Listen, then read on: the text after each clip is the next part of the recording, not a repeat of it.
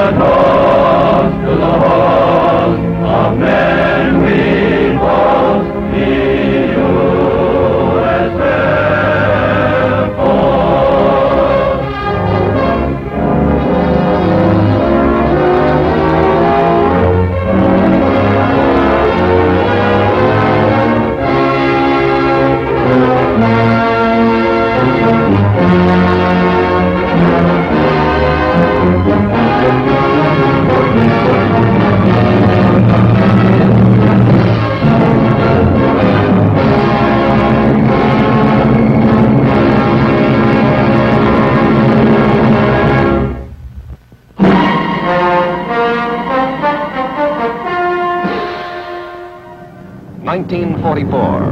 High over the Pacific Ocean. A fleet of the mightiest super bombers in the world were completing a 5,000-mile flight from San Francisco to Saipan. Less than 4 months before, the island was in Japanese hands. It was for bases like these that American soldiers, sailors, and Marines had fought the costly battle. On Columbus Day 1944, B-29s discovered Saipan. Our arrival was a real historic event, celebrated with a ballad by a local poet, and it went like this. On the 12th of October, back in 1944, the citizens of Saipan heard a great 4-engine roar. Bulldozers fled the runway. The soldiers stopped to cheer as down came Jolton Josie, the Pacific pioneer.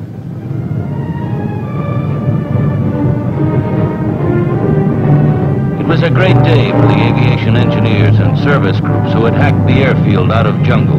To them, Jolton Josie was a sensation who shamelessly stole the show. Some Jap officials already knew that Saipan, as an American base, with its threat of aerial bombardment, spelled eventual defeat for Japan. The landing of the B-29s gave reality to that threat. The new arrivals were men who had flown fortresses and liberators in all theaters of war. They were led by a former 1928 flying cadet, who in 1944 was named Deputy Chief of Air Staff and was now commanding the 21st Bomber Command, General Haywood Hansel. Well, the first element of the 21st Bomber Command has arrived. When we've done some more fighting, we'll do some more talking. Thank you. All over the Marianas, B-29s were getting ready to carry out the General's promise.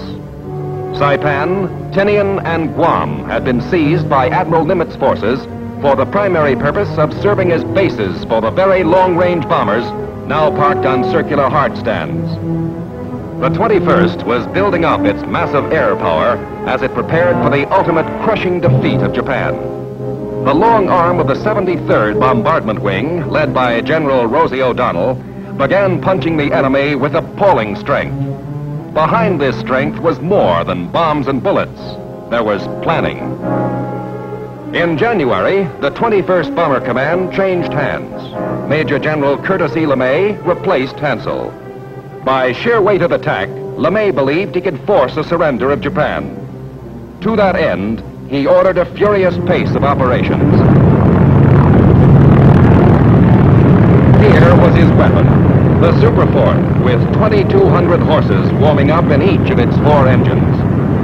Designed to carry more destruction and carry it higher, faster, and farther than any bomber before, the B-29s were like artillery pointed at the heart of Japan. Each plane was armed with 12 50-caliber machine guns, a 20-millimeter cannon, and 4 tons of bombs.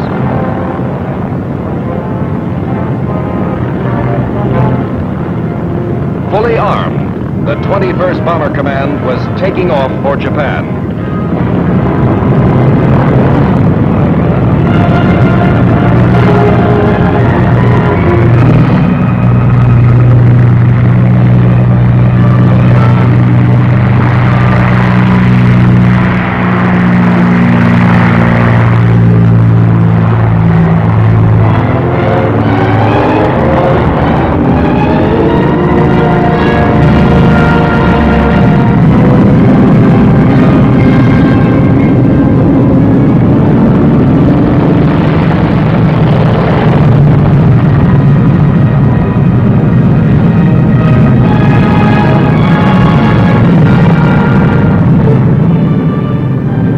after day, LeMay sent his bombers out in 100-plane formations to hit Kobe, Nagoya, Tokyo.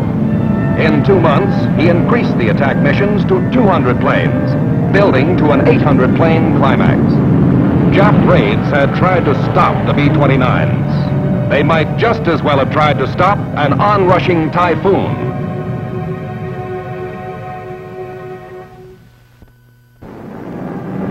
No war was ever fought over such vastness. We who had battled over Berlin, Ploesti, and Schweinfurt knew it. London to Berlin and back was 1,000 miles. The Foggia Ploesti run, 1150. But Saipan to Tokyo and back was more than 3,000 miles. B-29s were the planes for the job. For all their destructive power, those of us who flew the Superforts felt they were things of beauty. In flight, our navigators were on the spot. An error of 2 degrees could put all of us over nothing but ocean in a plane with empty gas tanks. It was a long ride on the longest, toughest bomber missions in the world. As we approached enemy sky, the crews prepared for the deadly business ahead. While making the slow climb to altitude, our gunners warmed up the central fire control system. Inside a Superfort, you can't see a gun. You fire by remote control. We had electronics, superhuman brain power at the flick of a switch. Then we waited for the Japs.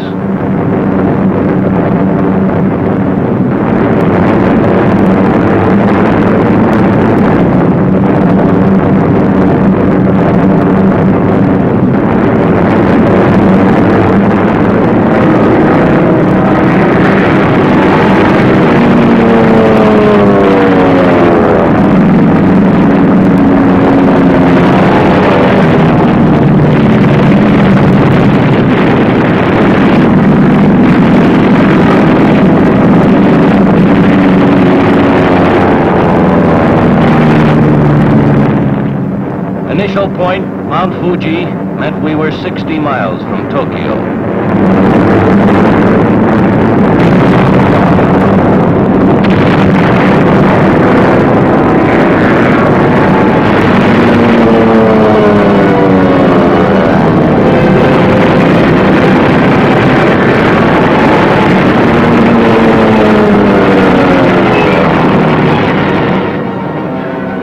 B-29s found their objectives. Now, below us, Tokyo. Tokyo, which the Jap High Command had boasted was outside the range of land-based American bombers. For 6 months, we had proved them wrong.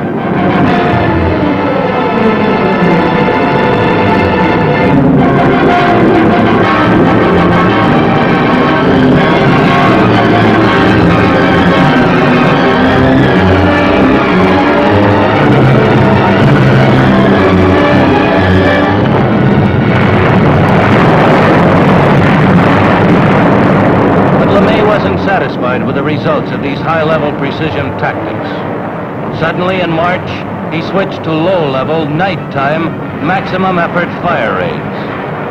And Japan's dreams of world empire went up in a flaming inferno.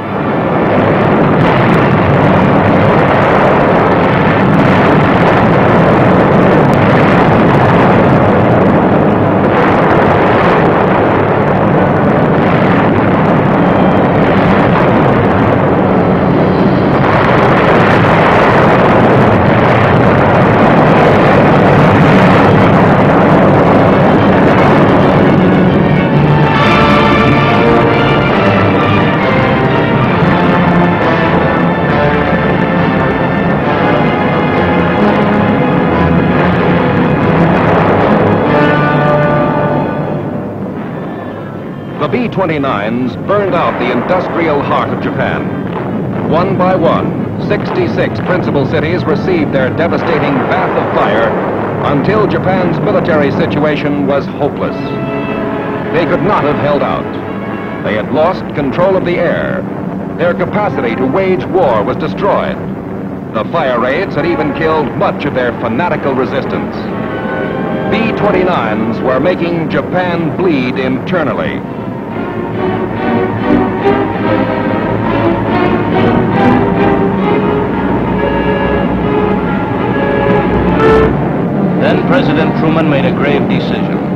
deliver a special bomb, field orders were signed by General Twining.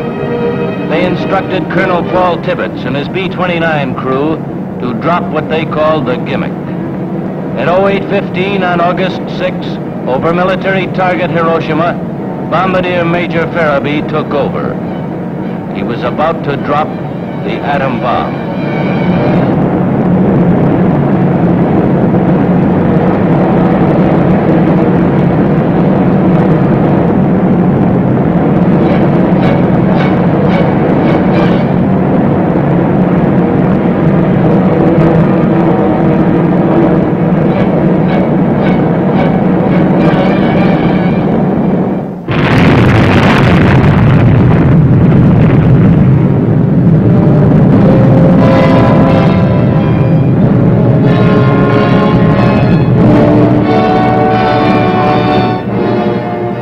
Of unprecedented destructiveness had exploded. 3 days later, a second atom bomb was dropped on Nagasaki. Atomic energy had made air power all important. Dread were the threats for the future. Strong the requirement for air power.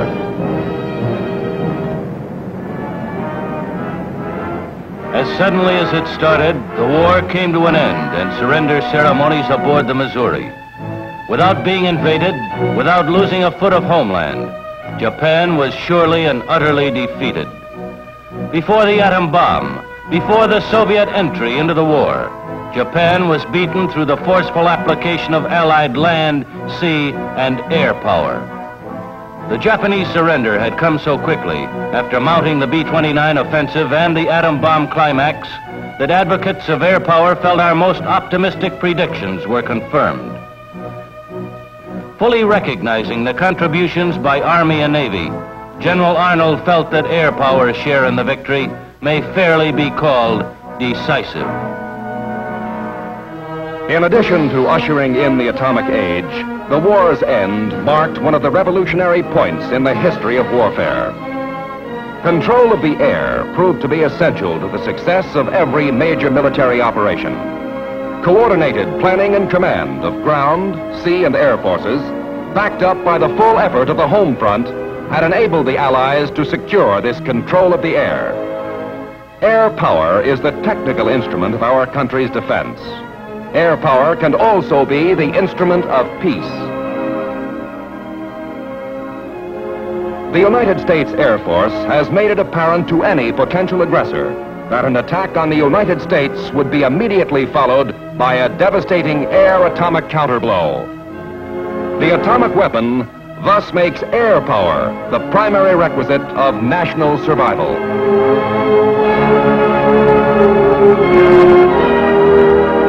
Oh.